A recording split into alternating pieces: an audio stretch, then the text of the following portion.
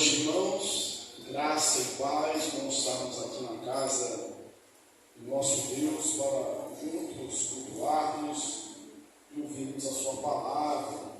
Vamos abrir em Efésios, capítulo 1, do versículo 1 até o versículo 14. Estamos estudando a epístola de Paulo aos Efésios e hoje vamos estudar versículo 1 ao 14. Na semana passada fizemos uma breve introdução. Amém?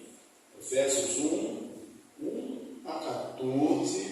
Eu vou ler, os irmãos acompanhem. Diz assim: Paulo, apóstolo de Cristo Jesus, por vontade de Deus, aos santos que vivem em Éfeso e fiéis em Cristo Jesus. Graça a vós outros e paz, da parte de Deus, nosso Pai, e do Senhor Jesus Cristo.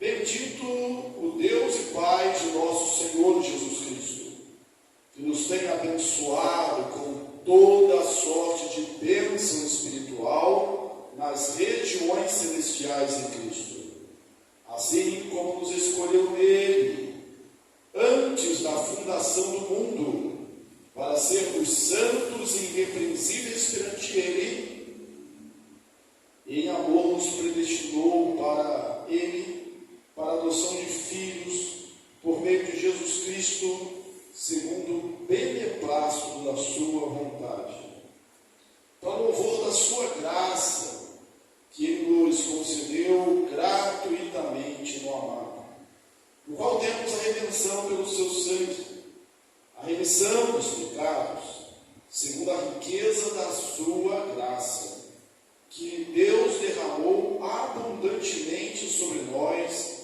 em toda sabedoria e prudência, desvendando-nos o mistério da sua vontade, segundo o seu beneplácito que propusera em Cristo, de fazer convergir nele, na dispensação da plenitude dos tempos, todas as coisas, tanto as do céu como as da terra, nele, digo, no qual fomos feitos herança, predestinados segundo o propósito daquele que faz todas as coisas conforme o conselho da sua vontade, a fim de sermos para louvor da sua glória, nós, os que de antemão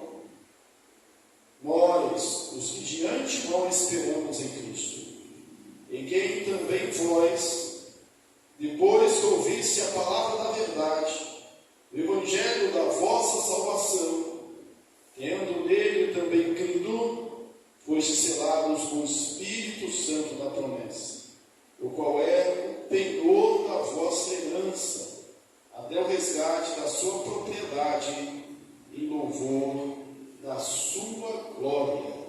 Amém? Paulo, falando aos Efésios, logo aqui na sua saudação, ele nos revela algumas coisas importantes. Ele diz: Paulo, apóstolo de Jesus Cristo. Paulo, apóstolo de Cristo Jesus. Paulo, apóstolo, era um dos títulos no que ele se identificava. E o que é um apóstolo?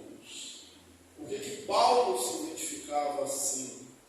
Nós sabemos que ele foi chamado por Deus, lá na estrada de Damasco, foi o último a ver o Senhor Jesus, não numa visão, mas numa aparição. O Senhor lhe apareceu para Paulo. E apóstolo vem de uma palavra que vai significar enviado, um embaixador, alguém designado. Dizia-se, por exemplo, de uma esquadra, de um grupo que fosse a outro país, um embaixador, mesmo no Sinédrio, quando a autoridade máxima dos judeus, de todo mundo, eles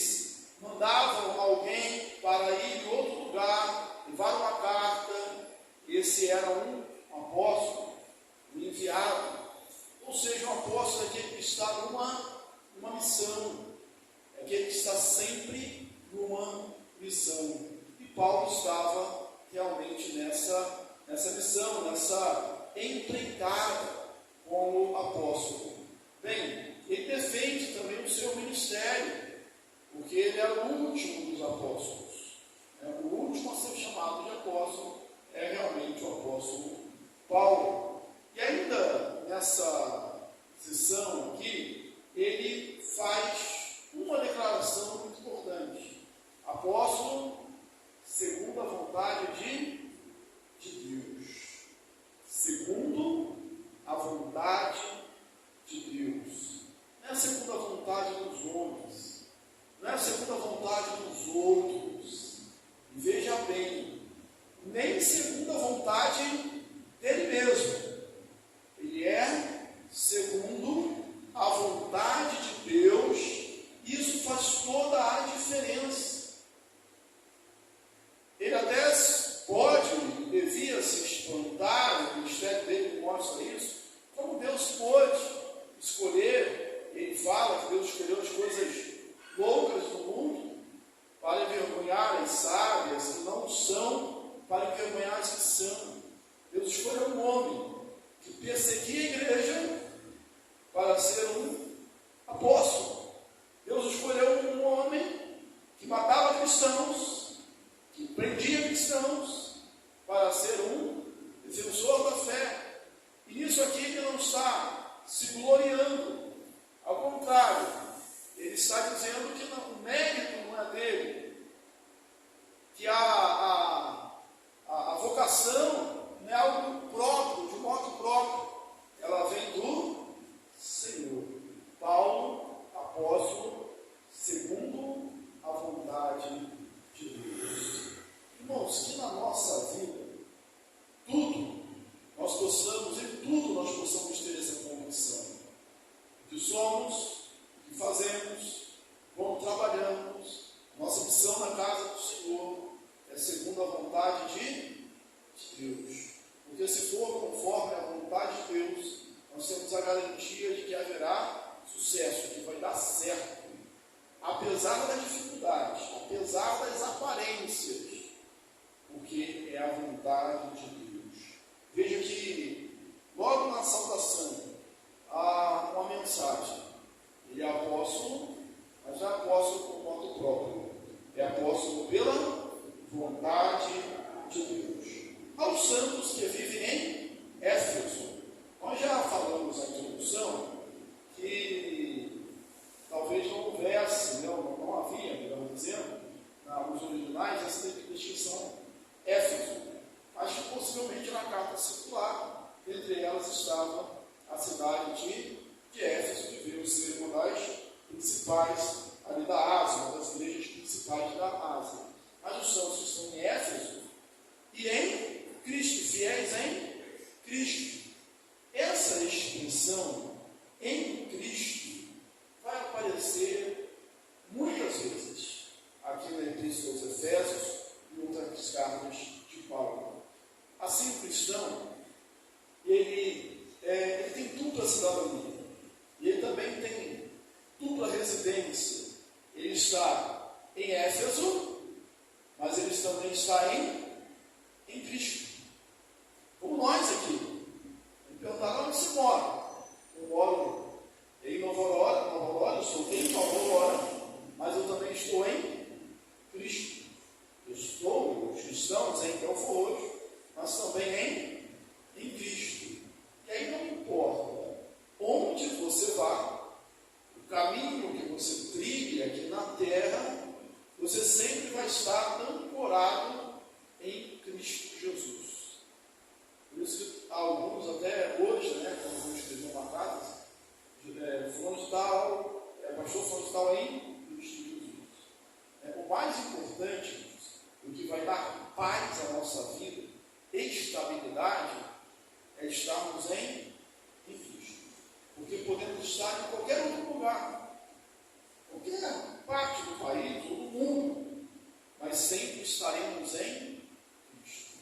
Peregrinos que somos, sem uma morada fixa no mundo, como os cristãos éramos, em casa, paróquicos lá expressão da pessoa de Pedro, mas estamos certos que estamos em Cristo Jesus. Então guarde bem isso. Qualquer lugar que você esteja, seja qual for a sua localização, a gente tem aí o celular, o GPS, né? Você manda sua localização. Bom que a gente pudesse configurar e estar em Cristo. Onde você está? Localização em tempo real, localização atual, em Cristo. Eu estou em Cristo Jesus. Amém? Ele segue aqui dizendo uma saudação como graça e paz a vós outros, a parte do nosso Pai, de Deus e do nosso Pai e do Senhor Jesus Cristo. Vamos examinar, ainda que rapidamente, essas duas palavras, graça e paz. Graça e paz. A palavra graça no grego de caris, que significa, primeiro, talento, há um talento, há um canto. Na vida cristã há um canto. Vida cristã sem um canto, se é algo bonito, se é algo belo, não é vida cristã. Há uma necessidade de atrair pela beleza. Inclusive nós cantamos um hino que diz isso, que a beleza de Cristo se veja na vida cristã, sempre haverá um encanto. E graça é também aquilo que nós não temos como conseguir, não temos como, pelos nossos próprios esforços, pagar. Daí a definição: graça é favor e merecido.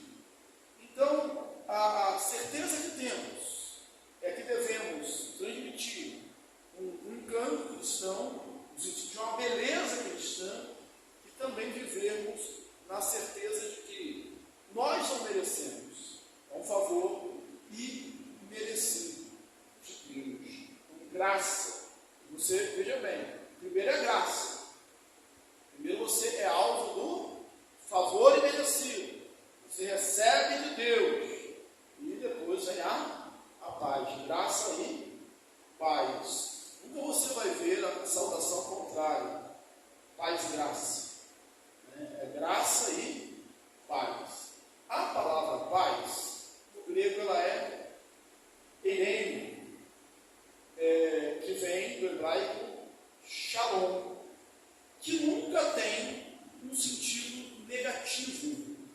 O que eu estou querendo dizer com sentido negativo? Porque normalmente quando a gente fala de paz hoje, a gente dá a essa palavra um sentido negativo, ou seja, paz é não ter problema, é não ter angústia, é não ter dificuldade. Paz é ausência de dificuldade, de guerras, de tribulações, de angústias. Mas no sentido da palavra shalom, ela não tem sentido negativo. Paz não é o que eu não tenho, é o que eu tenho em Cristo Jesus. Daí, nós dizemos que a paz do crente não é uma paz circunstancial. Ela não está sujeita aos fatos, aos fatores externos. Se está tudo bem, eu tenho paz.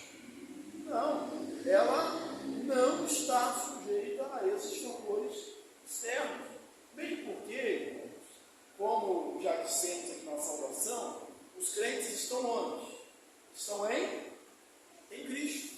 Nós estamos na rocha que é Jesus. Nós estamos ancorados em Deus. O texto aos Hebreus fala que a fé é a âncora da alma. Onde quer que nós estejamos, nós estamos ancorados em Deus. É como um navio, um barco, que ele está enfrentando uma tempestade, mas ele está bem ancorado, ele está bem firme. Eu costumo dizer que a nossa âncora é diferente. Quando essa âncora da fé, quando a gente joga, ela não afunda, ela sobe, porque ela não está agarrada lá no fundo, gravada lá no céu. E estando assim, no céu, não importa o que aconteça aqui na terra, nós permanecemos firmes, inabaláveis no Senhor, em Cristo Jesus. Então, graça e paz do nosso Deus e do Senhor Jesus Cristo. Agora, nós vamos do versículo 3 ao versículo 14. Você observou na leitura algo diferente aí do versículo 3 ao versículo 14? Você observou algo diferente? Em relação à língua portuguesa? Se você for do versículo 3 ao versículo 14, são muitos versículos, 11 versículos. Procura um ponto aí. Procura um ponto final. Quantos pontos finais você acha nesse texto longo? Eu vou te ajudar, para você não ficar procurando. Só lá no final. Só lá. Em louvor da sua glória. Pontos. Aforismo são sentenças curtas. Eu costumo, inclusive, botar nos meus bom dias frases curtas. Frase curta, irmãos, é mais fácil da gente escrever. A gente pode até fazer aqui um paralelo. O pessoal diz assim: fala pouco para não errar. Se você não domina muito a língua, escreve frases curtas para você não errar. Só as pessoas com muito conhecimento da língua conseguem escrever frases longas, sem cometer erros.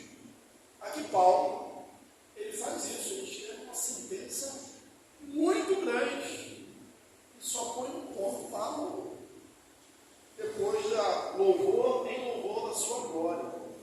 Porque se você observar, o que Paulo está fazendo aqui, ele está numa declaração, ele está numa oração.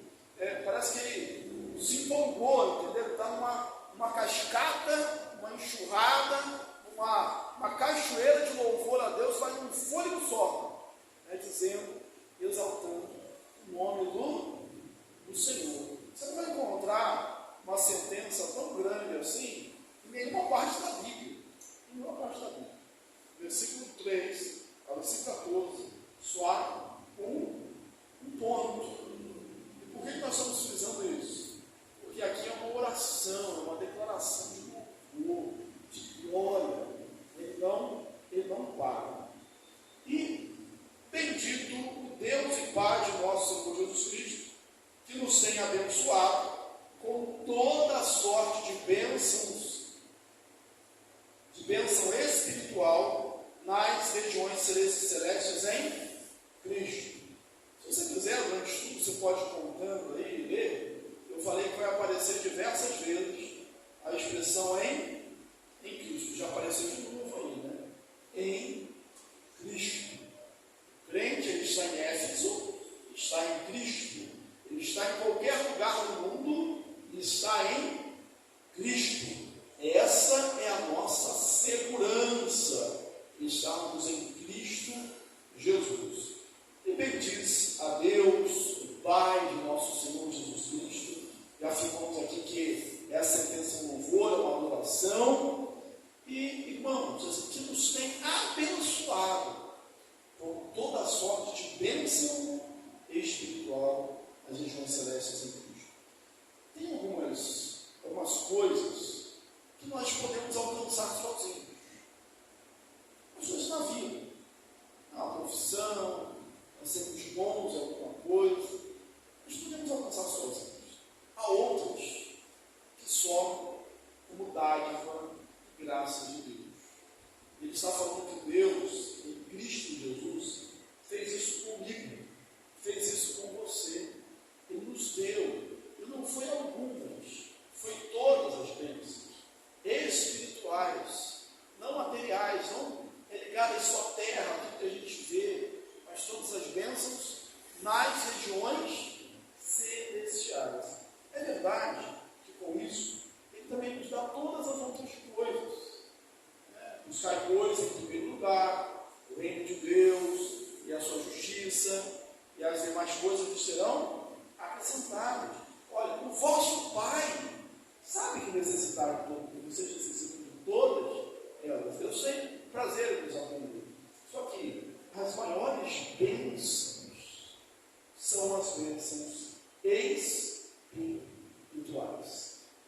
lamentável que nós, seres humanos, busquemos só aquilo que nós vemos.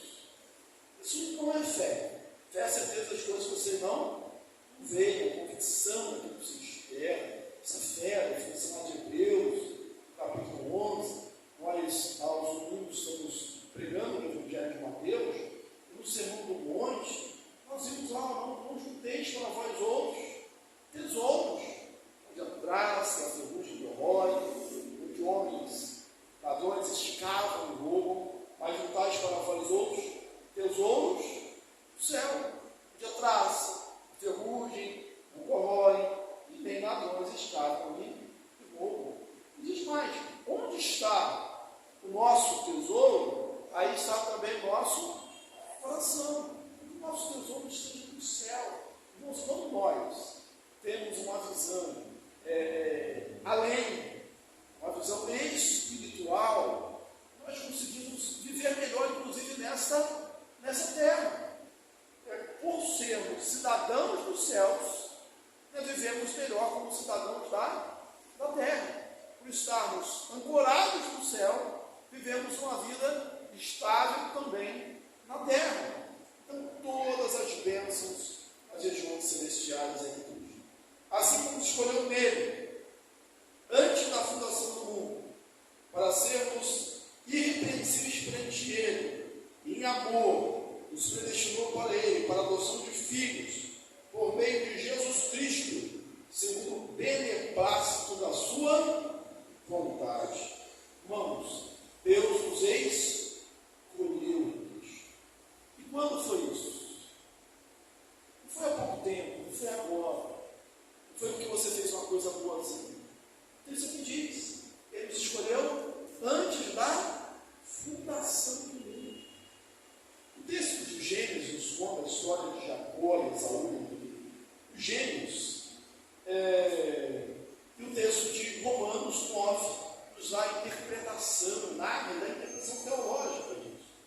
Diz que os gêmeos, lá Romanos, Paulo aos Romanos, capítulo 9, os gêmeos não eram ainda nascidos.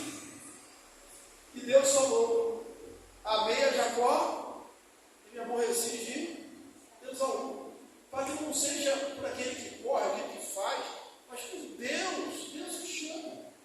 Eles não haviam feito ainda o bem ou o mal, mas Deus já havia isso escolhido.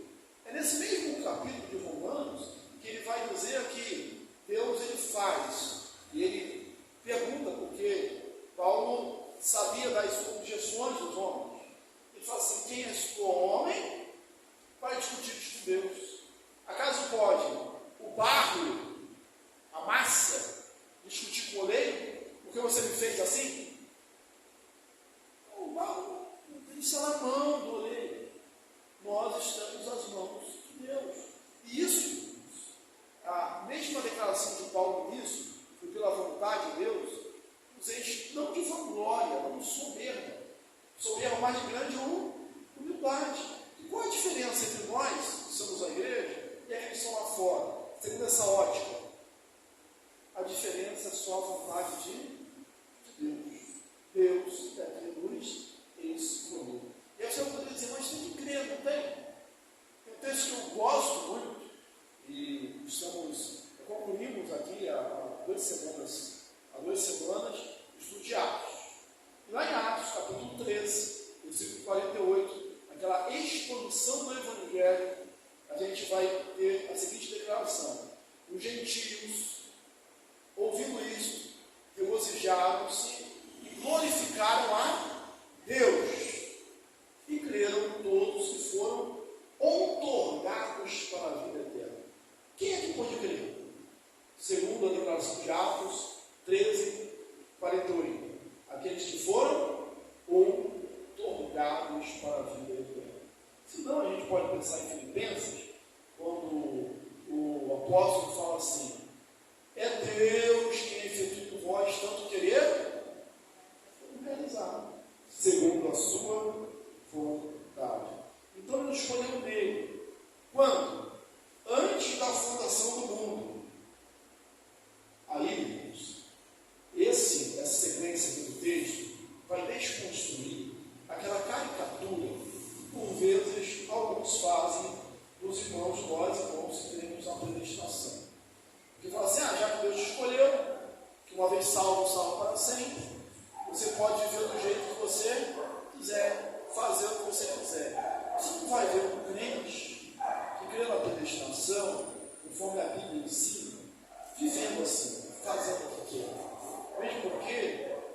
somos de nós mesmos, nós somos do Senhor.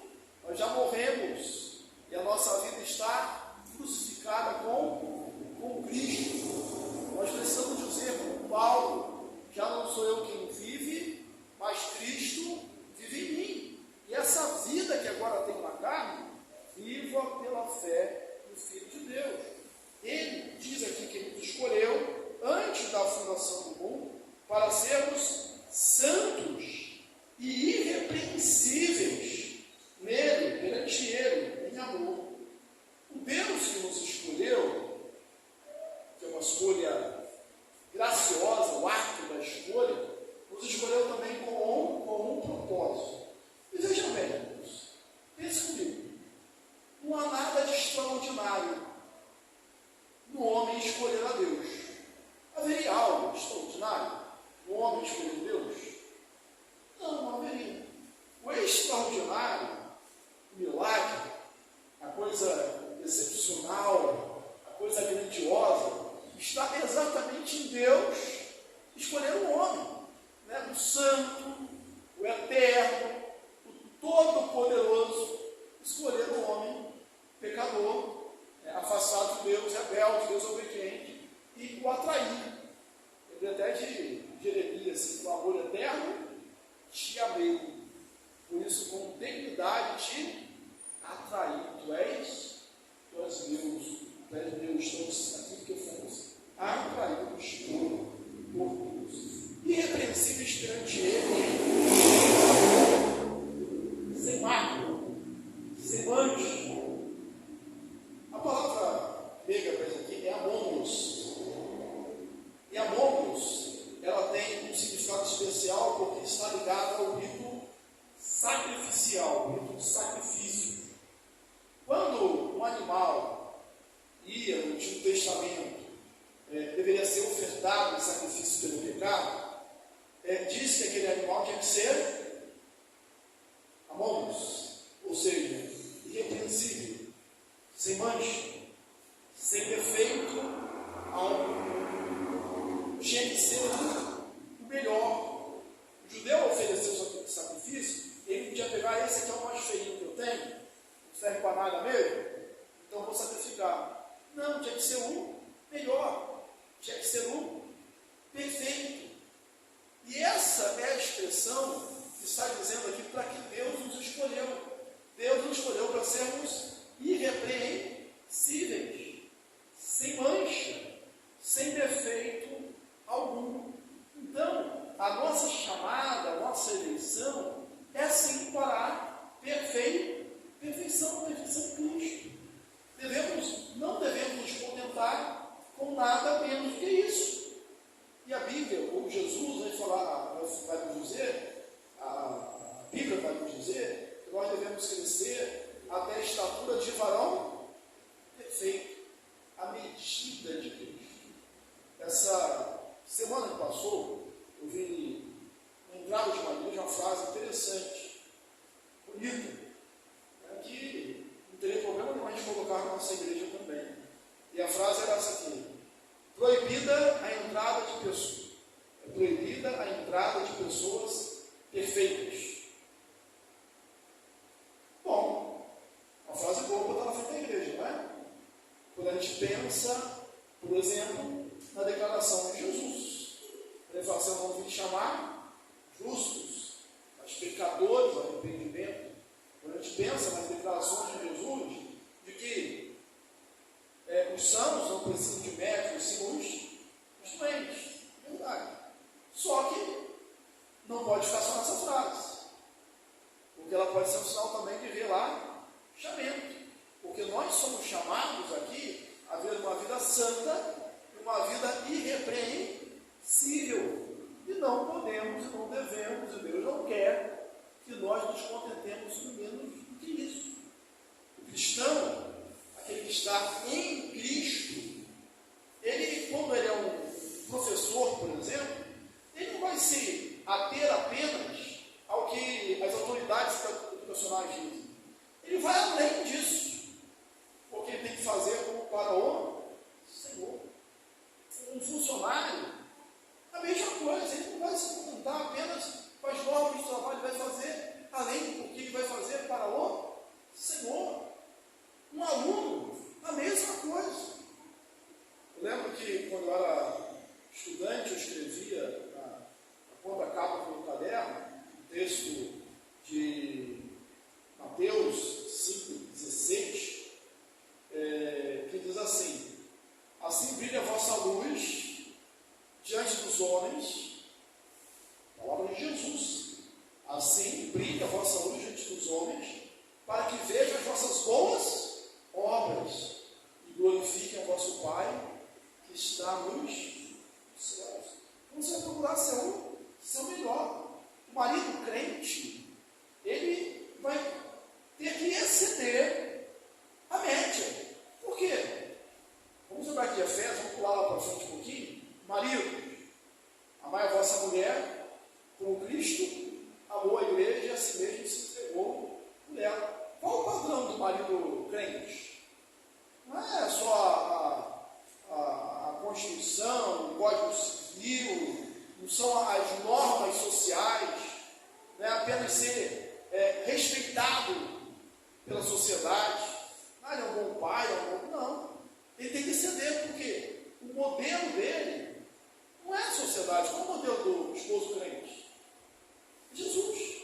Maridos, amai a vossa mulher como Cristo amou a igreja e a si mesmo se entregou por ela para apresentá-la a Deus, sem mácula, loura, sem mácula, puro, irrepreensível, sem mancha.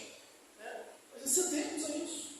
Então é irrepreensível, sem mancha, sem mácula. Antes disso, isso é antes ou depois, ele fala assim: santos.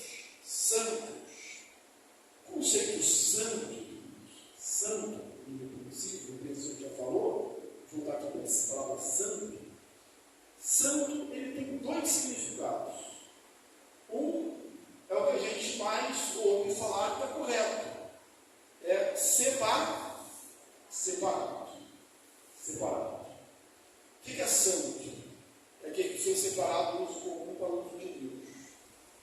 Nós somos santos porque fomos separados do mundo para Deus. A igreja, os instrumentos, tudo nós consagramos, ou seja, não há diferença entre um violão, que ele foi fabricado para ser usado num show secular, e um violão que foi fabricado para ser usado na igreja. Há alguma diferença? Não. A diferença está que esse aqui foi separado para o louvor do Senhor. Não há nada na nossa constituição física humana que nos separe, que seja diferente dos outros. A diferença é que nós fomos separados para louvor e adoração ao Senhor. Nós fomos separados. Existe, palavrinha que as pessoas usam por aí, é um diferencial. Você é diferenciado. Por que você é diferenciado? Não é porque você é mais forte, não é porque você é mais bonito, não é porque você é mais jovem, não é porque você é mais saudável, ou que você seja tudo isso. Mas o que te diferencia é que você foi separado do mundo para o louvor de Deus. Ele nos separou, nos resgatou, nos tirou da morte, nos tirou das trevas, ele também nos separou para ele. Segundo o texto de Pedro, nós somos propriedade exclusiva de Deus. Se a gente viver esse conceito, se alguns crentes, pelo menos, vivessem esse conceito, nós iríamos revolucionar a sociedade. Somos chamados para sermos santos. Qual o primeiro conceito de santo que eu falei? Separado. E o segundo é diferente. Somos diferentes. A construção do templo da igreja, ela é diferente das outras construções. O sacerdote tem que ser diferente dos outros homens. Algo que foi separado, algo que é santo, é algo que é diferente. Essa diferença, ela não é apenas exterior, nesse período. Ela não é que, vou ser colocado ali no mosteiro, vou viver numa caverna, vou viver com Moicudão, com Berenita, né? Não é isso. É você fazer a diferença no mundo. Você ser diferente no mundo. Mostrar realmente que você é diferente. Um cristão deveria ser reconhecido pela sua diferença. E bom, quando as pessoas pensam assim, não é diferente. É diferente. Mas nunca, como hoje, nós estamos tão iguais. Quando você pensar nos problemas da igreja, pensar em crescimento da igreja, pensar na santidade da igreja, e tentar diagnosticar qual o problema, você pensa nisso. Você anote isso lá em cima. Um dos problemas da igreja hoje é que nós somos muito iguais, muito parecidos com o mundo e pouco parecidos com o Senhor Jesus, poucos parecidos com Jesus. Se você tiver alguma dúvida quanto a isso, tente fazer uma lista muito sentimental. Pensar assim, no que eu sou diferente do meu vizinho do Mateus. Eu sou diferente do meu colega de trabalho do Mateus. Eu sou diferente. Porque para ser santo, e a expressão santo, a palavra santa, significa isso. Diferente, ser diferente.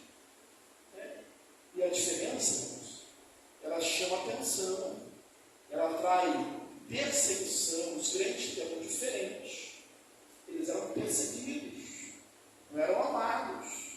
Às vezes a gente é tão igual que a gente passa despercebido. Por quê? Porque somos iguais. E para fazer diferença, não é isso que a gente prega? Faça a diferença. Como você vai fazer a diferença? Se você é igual a todo mundo. Como eu vou fazer a diferença se eu for igual a todo mundo? Vendo que a casa está funcionando? Tá, né? Assim como escolheu nele antes da fundação do mundo para sermos santos e irrepreensíveis perante ele, em amor nos predestinou para ele, para a adoção de filhos. A outra palavra que eu vou destacar, eu acho que não vai dar para chegar até o versículo 14, vai ser essa aqui: adoção. Adoção de filhos. Nós somos adotados. Inclusive, o nosso breve catecismo tem a pergunta sobre essa: o que é adoção? Adoção, a livre obra da graça de Deus, pelo qual nós somos, por graça, tão somente por graça, incluído no número dos seus filhos, e assim nós somos também herdeiros. Mas a adoção, no Antigo Testamento, tinha um caráter mais forte do que tem para a gente hoje. A gente hoje entende que uma criança que é adotada, ela entra para a família, entendemos essa ideia? E ela tem agora todos os direitos da família. Tudo que tem aquela família, a criança tem também. Só que se for voltar a 2.000 anos, ou mais de 2.000 anos atrás, com a questão do pátrio poder, a adoção ela tem um caráter muito mais forte. O que é o pátrio poder? O poder é o poder do pai. Só que esse poder do pai na antiguidade, ele era quase ilimitado. O pai tinha poder de vida e de morte em relação ao seu filho. Ele podia fazer trabalhar, ele podia tratar como um escravo, ele podia fazer, ali, segundo o direito romano, tudo. Né? O pai podia sentenciar o seu filho à morte. E nada do que o filho pudesse ganhar seria dele, seria do pai. E aí você pensa, nós éramos, digamos assim, filhos do mundo, filhos do pecado, sujeito a toda a escravidão, a todo o maltrato, sem nenhuma interferência, né, do mal, do pecado, de Satanás. E aí nós fomos agora adotados na família de Deus.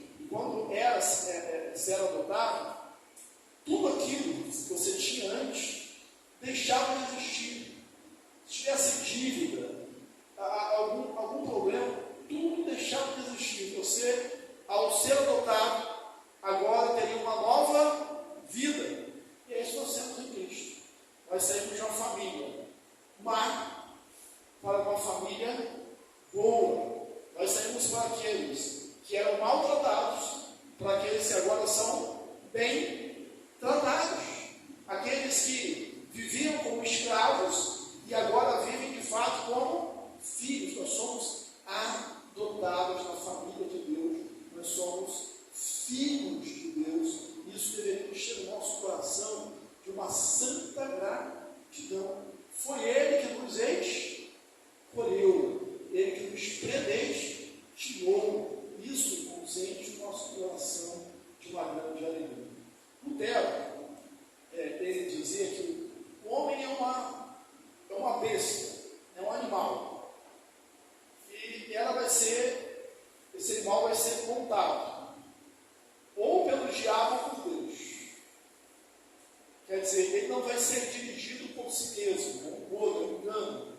Você já precisa ser dirigido por si mesmo. Ou você está indo nos prazeres da carne, do mundo, à vontade de Satanás, segundo as artimanhas do diabo, ou você está sendo guiado por Deus. Aí a gente entende. Paulo, do versículo 3 ao versículo 14, sem ponto, que ele está louvando a Deus, exaltando a Deus por essa bênção maravilhosa. Vamos parar por aqui, por causa do nosso horário, e na semana que vem nós vamos continuar expondo até o versículo 14. Mas que isso fique claro no nosso coração, como uma aplicação. O que nós somos pela vontade de Deus. Temos graça e paz. A graça é toda a beleza, todo o encanto da fé cristã, todo o favor imerecido de Deus. E a gente não consegue vincular uma coisa, a sua graça ter favor imerecido. Como você pode acreditar na graça e não acreditar na eleição, na predestinação? Não tem como. Nós somos escolhidos, graça e paz. Nós estamos em Cristo. O nosso domicílio é em Cristo Jesus. E nós temos bênçãos. E essas bênçãos, dadas por Ele, não são só materiais, são espirituais, porque elas excedem. E Ele nos escolheu antes dos tempos eternos. Antes da fundação do mundo, fomos escolhidos por Deus. E nos predestinou para vivermos uma vida santa e irrepreensível em amor. Ou seja, precisamos ser separados, diferentes, sem mancha, sem mácula, sem pecados, ou seja, perfeitos. Não confunda com perfeccionismo. É perfeito em Cristo. E lembrar que somos adotados. Agora não somos mais do mundo. Somos filhos de Deus. Eu vou concluir com João, capítulo 15, Evangelho de João 15, 14. Eu confundi, não sei se é 14 ou 16. Vai dizer assim, capítulo 15 de João. Não foste vós que me escolheste a mim,